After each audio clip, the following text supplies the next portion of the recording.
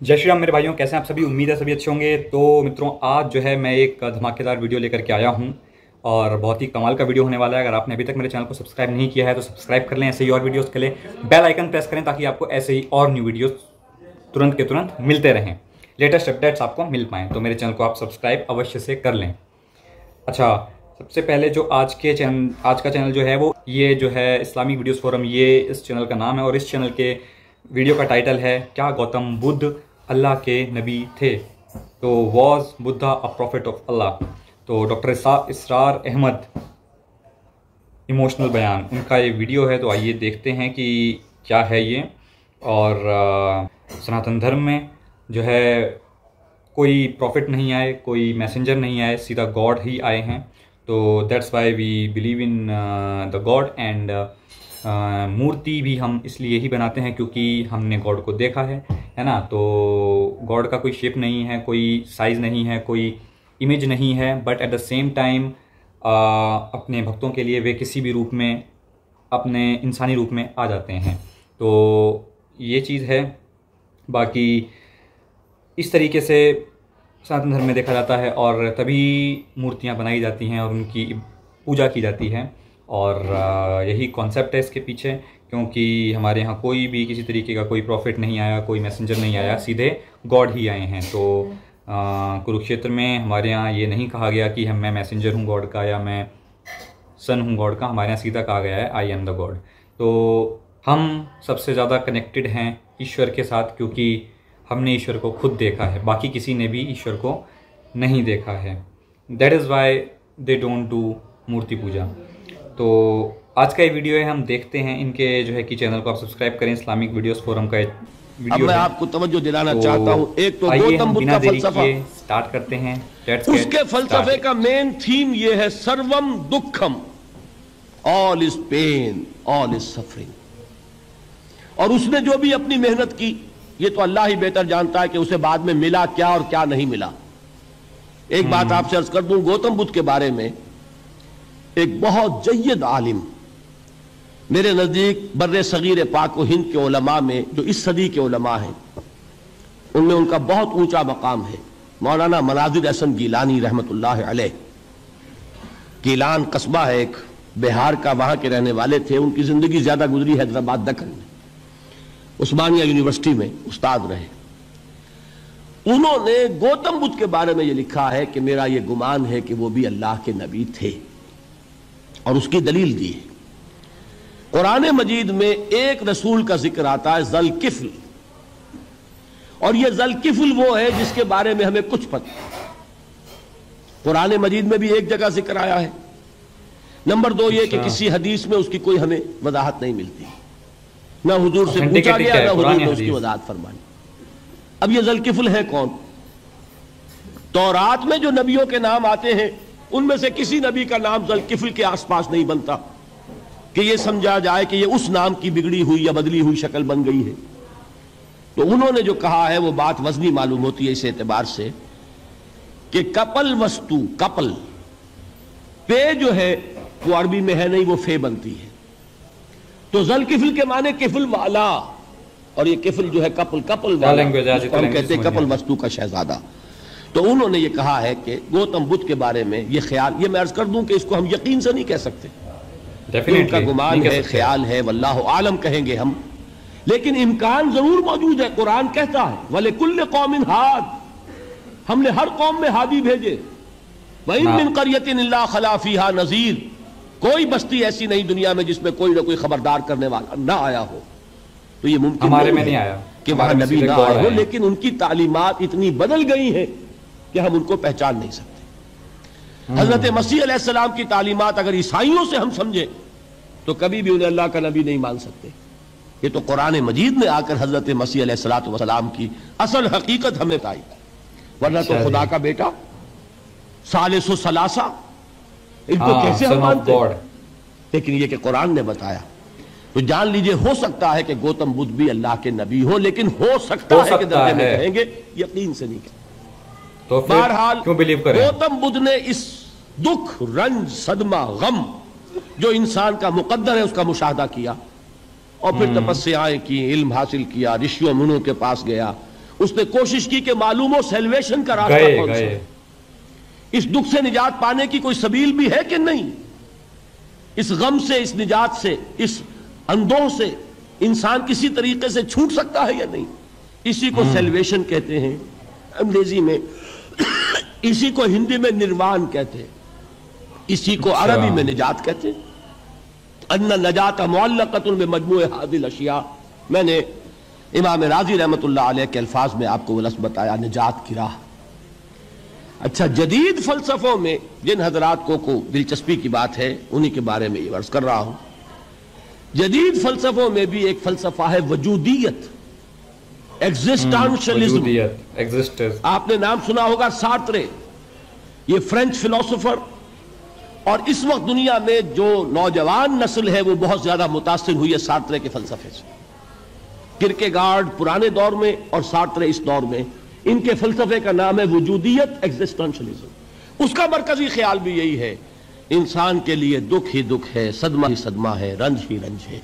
सिर्फ यह है कि कुछ हसास लोग होते हैं वो सदमे को ज्यादा महसूस करते हैं, कुछ जरा उनकी हिस्स जो है वो कुछ डल हो जाती है, कुंद हो जाती है।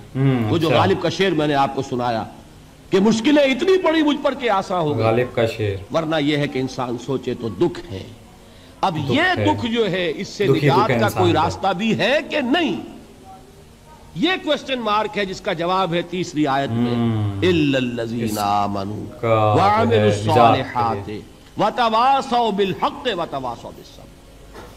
जो एक नाउमीदी की कैफियत तारी होती है, वल अस्र इन्नल इंसान लफी खुस्र, जमाने की कसम है तमाम इंसान बर्बाद होने वाले हैं, तबाही में है, घाटे में है, टोटे में है। इससे जो एक मायूस कुन सूरत हाल सामने आती है, इस मायूसी से निजात दिलाने वाली आयत है तीसरी आयत। एक रास्ता है, ये उम्मीद की किरण है, तबाही से बच सकते हो, अबदी बर्बादी वो बर्बादी। यहां तो ये है कि हमने मुशक्कतें उठा ली, फाके झेल लिए, तकलीफें बर्दाश्त कर ली, समय बर्दाश्त कर लिए, लेकिन मौत आई, उसका खात्मा हो गया। लेकिन उसके बाद अगर खुदा ना खास्ता जहन्नम में झोंक दिए गए, वो अबदुल आबाद तक की, वो हमेशा हमेशा की जलन। कुरान कहता है कि अगर एक खाल जल जाएगी, झुलस जाएगी, अल्लाह और खाल दे देगा। देखिए, ये भी जदीद दौर में आपको मालूम होगा, बोरिस बुकाई ने जो किताब लिखी है, द फ्रेंच सर्जन, उसने साबित किया है कि कुरान मजीद ने जितने नेचुरल फिनोमेना का हवाला दिया है वो बिल्कुल साइंस के मुताबिक है। आज हमें यह मालूम है कि हिस्स जो है वो सिर्फ खाल में होती है, खाल हसास होती है, खाल उतर जाए नीचे जो है गोश्त जलेगा, आपको तकलीफ नहीं होगी। मालूम कुरान ने कहा है कि जब खालें उनकी झुलस जाएंगी हम नई खाल दे देंगे, ताकि वो सोजिश जो है, वो जलन का एहसास बरकरार रहे, वो खत्म होने न पाए। हालांकि इसकी जरूरत नहीं है। अगर अंदर का गोश्त भी हिस्स वाला होता तो फिर खाल दोबारा अता करने की जरूरत नहीं है, गोश्त जलेगा, उससे भी जलन का और सोजिश का एहसास हो जाएगा। लेकिन कुरान कहता है कि नहीं, कुल्लमा नज़जत जुलूदुहुम बदलना जुलूदन गैरहा, जब उनकी खालें झुलस जाएंगी, जल जाएंगी, हम उनकी खालें बदल देंगे ताकि वो सोजिश बरकरार रहे। सुम्मा ला यमूतु फीहा वला यहया, फिर न वो उसमें जी सकेगा न मर सकेगा, न जिंदों में होगा न मुर्दों में होगा। मौत को पुकारेगा, काश के मौत आ जाए जो मुझे इस मुशक्कत से और मुश्किल से छुटकारा दिला दे। वो मौत जिससे इस वक्त हम भागते हैं, अगर खुदा ना खास्ता उस जहन्नुम में झोंके गए तो फिर मौत को पुकारेंगे और मौत नहीं आएगी। इस अजाब से, इस अबदी नाकामी से, इस खुसरान से, इस अबदी हलाकत से बचने का कोई रास्ता है? नहीं है, ऐसा नहीं है। वो जो मैदान हश्र में पुकारेंगे लोग, ऐनल मफर, कोई जाए फरार है, कोई जाए पनाह है, वो जाए फिरार, वो जाए पनाह इस दुनिया में अल्लाह ने हमें अता फरमाई, उसी का ऐसा नहीं है। इसमें बहुत सारे कॉन्सेप्ट जो है उन्होंने अजीब बताए हैं, काफी ऐसा कुछ नहीं है, डिफरेंट चीजें उन्होंने बताई हैं। एक रास्ता है, उसके एक रास्ता तो बताया, निशान खाए, किंतु रास्ता वो बड़ा ही अजीब है। पहला ईमान, दूसरा अमल साले, तीसरा तवासी बिल हक, चौथा तवासी बिल सब्र। इस सिरात मुस्तकीम पर बचोगे, निर्वाण हासिल हो जाएगा। निजात हासिल हो जाएगी, कामयाबी से हमकिनार हो जाओगे, उस अबदी खुसरान से निजात पा जाओगे। तो गाइस ये थी वीडियो, आपको कैसी लगी कमेंट सेक्शन में कमेंट करके मुझे बताएं। तो इस पर आपकी क्या राय है ये मुझे अवश्य बताएं, क्योंकि यह बहुत आवश्यक है। इस पर मेरी राय तो सिंपल है कि सबके अपने जो कह सकते हैं आप विभिन्न ओपिनियंस होते हैं, मुख्तलिफ राय होती हैं। तो ये जो है कि इनकी इसमें एक राय थी, इसमें इन्होंने खुद भी बोला कि कोई साइंटिफिक नहीं है, मनगढ़ंत है, कुछ भी जो मन में आया वो बता रहे हैं, बाकी ऐसा कुछ भी नहीं है। जो उन्होंने बात करी कि खाल में जो है होता है और आपको दोबारा से खाल दी जाएगी ताकि आपको उसका एहसास होता रहे पीड़ा का, तो ऐसा नहीं है, ऐसा कहीं पे भी साइंस ने प्रूफ नहीं किया है कि जो भी ये बता रहे थे ऐसा कहीं पे भी प्रूफ नहीं हुआ है। तो सिंपल सी बात है कि अगर आपकी स्किन में ही वो चीज़ है कि जो आपको एहसास कराती है, तो फिर डेफिनेटली दो आदमी हैं, एक ज़िंदा है एक मुर्दा है। तो मुर्दा आदमी को भी फिर पेन महसूस होना चाहिए था, पर उससे नहीं होता है। वाई? अगर स्किन में है तो फिर होना चाहिए ना, इसका मतलब समथिंग डिफरेंट इज़ देयर। तो समथिंग जो डिफरेंट है वो हम जानते हैं। अब इन्होंने वो चीज़ नहीं बताई, मे भी ये जानते ना हो, है ना, और इनके मज़हब में कुछ और बताया गया है, तो जो कि बिल्कुल भी साइंटिफिक नहीं है डेफिनेटली। मतलब ऐसा कुछ भी साइंटिफिक मुझे नहीं लगा जिससे आप कह सकें कि, है ना, कि हाँ ये बात है।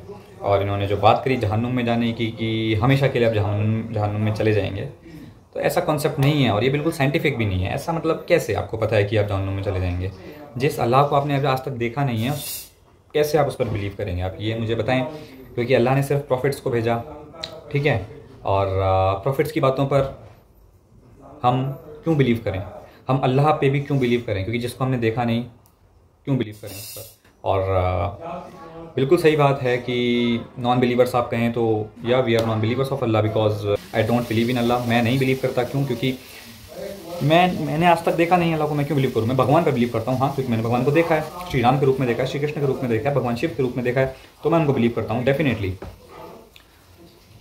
भगवान को नहीं बनाया जा सकता एक मूर्ति के रूप में, ठीक है, क्योंकि भगवान का कोई आकार नहीं है, कोई शेप नहीं है, कोई उनकी इमेज नहीं है। किंतु अपने भक्तों के लिए भक्त जिस रूप में चाहता है उस रूप में, अगर भक्त चाहता है कि भगवान जैसा बेटा हमारा हो, तो भगवान बेटे के रूप में भी अवतार ले लेता है, ठीक है। तो वो बस लीला होती है, अवतार होता है ताकि हम भगवान को देख पाएँ, वरना तो भगवान को देखना असंभव है, ठीक है। तो उस तरीके से भगवान एक इंसानी रूप में अवतरित होते हैं, अवतार लेते हैं ताकि लोग उनसे कनेक्ट कर पाएँ। तो कभी वो श्री राम के रूप में आकर के लीला करते हैं, कभी श्री कृष्ण के रूप में आकर के लीला करते हैं, भोलेनाथ तो हैं ही, भोलेनाथ, महादेव, महाकाल। तो ये चीज़ें हैं। अब जिसने भगवान को देखा नहीं है, जिसने अल्लाह को देखा नहीं है, तो वो तो बहुत ही एक कह सकते हैं हम दुर्भाग्य प्राणी है इस पृथ्वी लोक पर, जिसने कि भगवान को ही नहीं देखा। तो उसका जीवन तो विद माय ओपिनियन व्यर्थ है, क्योंकि भगवान को ही नहीं देखा तो फिर क्या देखा। बट फॉर्चुनेटली सनातन धर्म इज़ द ओनली धर्म इन विच Sri Krishna says, I am the God, I am not any messenger of God, I am not a son of God, I am the only God. Worship me, मुझे प्रणाम करो, मुझे नमस्कार करो, मेरे चरणों को स्पर्श करो, मैं ही भगवान हूँ, ठीक है। तो डेफिनेटली हम जानते हैं कि भगवान कौन है। बाकी ये बात कह रहे थे गौतम बुद्धा की, तो गौतम बुद्धा प्रॉफिट हैं? डेफिनेटली नॉट, मतलब बिल्कुल भी नहीं है। तो इसका कोई तुक ही नहीं बनता है, मतलब ये तो बहुत ही हवा में एक तीर छोड़ दिया गया है ना। तो इसका कोई प्रूफ नहीं है, कोई इसका वो नहीं है, क्योंकि जो आपके प्रॉफिट्स ने बताई हैं चीज़ें, ठीक है, और जो गौतम बुद्ध सिखा करके गए हैं, दोनों में ज़मीन आसमान का फ़र्क है। आप देख सकते हैं, आपके प्रॉफिट मोहम्मद जो बोल करके गए हैं कि मूर्तियों को तोड़ो और ये सब जो है कि काफिरों को मारो और ये सब खून खराबे वाली बातें, लेकिन गौतम बुद्ध ने आपको मेडिटेशन सिखाया है, ध्यान सिखाया है ना। सच्चाई क्या है, जीवन को जीने की कला क्या है, वो इन्होंने बताई है, जो कि श्री कृष्ण ने भी बताई है। तो श्री कृष्ण ने पहले बता दी थी, गौतम बुद्ध ने भी वही चीज़ रिपीट करी है मानव रूप, ठीक है। तो Gautam Buddha is not a God. Gautam Buddha ने भगवान को पाया है तपस्या करके, बट भगवान कृष्ण इज़ अ गॉड, क्योंकि उन्होंने कोई तपस्या करके भगवान को नहीं पाया, वो स्वयं ही भगवान थे। उन्होंने बाकियों को बताया कि आप मुझे कैसे पाएंगे, मैं भगवान हूँ, मुझ तक पहुँचने के लिए आपको क्या क्या करना है, कैसे लाइफ को जीना है, वही भगवान कृष्ण ने बताया। भगवान शिव भी वही बताते हैं, भगवान राम भी वही बताते हैं, सब कुल मिला करके एक ही हैं। जितनी देवियां हैं, शक्तियां हैं, वो भी एक ही हैं। ठीक है, तो ये चीज़ें हैं। बाकी ऐसा कोई कॉन्सेप्ट नहीं है कि साइंस ने इन्होंने बोला कि प्रूफ कर दिया है कि आपकी स्किन में कुछ ऐसा होता है कि जिससे आपको दर्द का एहसास होता है और बार बार जहन्नुम में आपको जो है कि बार बार नई खाल दी जाती है। तो ये बिल्कुल ही इलॉजिकल कॉन्सेप्ट है। अगर आप देखें तो इसमें कोई ऐसा लॉजिक नहीं है। ऐसा कैसे मतलब हो सकता है? ये इम्पॉसिबल चीज़ है ना, क्योंकि खाल में ऐसा कुछ भी नहीं है। आप देखें, ठीक है, अगर स्किन में ऐसा सब कुछ है तो फिर तो एक मरे हुए आदमी को भी एहसास होना चाहिए था ना, पर उसे नहीं होता है ऐसा। डेफिनेटली नहीं होगा। क्यों? क्योंकि स्किन में ऐसा कुछ है ही नहीं। सारी बात जो है कि आत्मा की है, जो कि सनातन धर्म में कही गई है, किसी और मज़हब में नहीं कही गई है। तो बहुत डीप है सनातन धर्म। आपको अगर इसमें आना है, इसमें इसको सीखना है, तो आपको ऐसे नहीं सीख सकते। आपको जिस लेवल पर आप हैं उसके लिए आपको अभी कई जन्म में भी लग जाएं, तब जा करके आप सनातन का एस भी समझ पाएंगे। तो ये चीज़ें हैं, बहुत कॉम्प्लेक्स है, बहुत डीप है ना। बाकी सीधे सीधे बोल देना, सिंपल से एक एग्जांपल देता हूँ मैं। पृथ्वी है, पृथ्वी आपको चपटी नज़र आ रही है, तो एक मज़हब है सीधा बोल देता है कि पृथ्वी चपटी है, क्योंकि चपटी थी कि चपटी है। एक ने बोल दिया कि पृथ्वी गोल है, जियोड है, ठीक है, तो उसका अगर आप मजाक उड़ाएं तो ये तो बेवकूफ़ी वाली बात होगी ना। आपका लेवल ऑफ थिंकिंग ये भी फर्स्ट क्लास का है, तो आप पीएचडी की लेवल कैसे समझेंगे, है ना। तो वही चीज़ है इसमें भी इन्होंने जो बताया। अब इनका लेवल ऑफ थॉट, जिसका जितना सोचने की पावर हो सकती है वो उतने लेवल तक ही सोच सकता है, उसके आगे का वो सोच नहीं सकता। तो डेफिनेटली ये चीज़ है। और इसमें आपको वीडियो कैसी लगी आप कमेंट सेक्शन में मुझे बताएं। बाकी जो है काम का समय चल रहा है, महादेव आपको सद्बुद्धि दें। और मिलते हैं फिर नेक्स्ट वीडियो में किसी, तब तक के लिए जय श्री राम।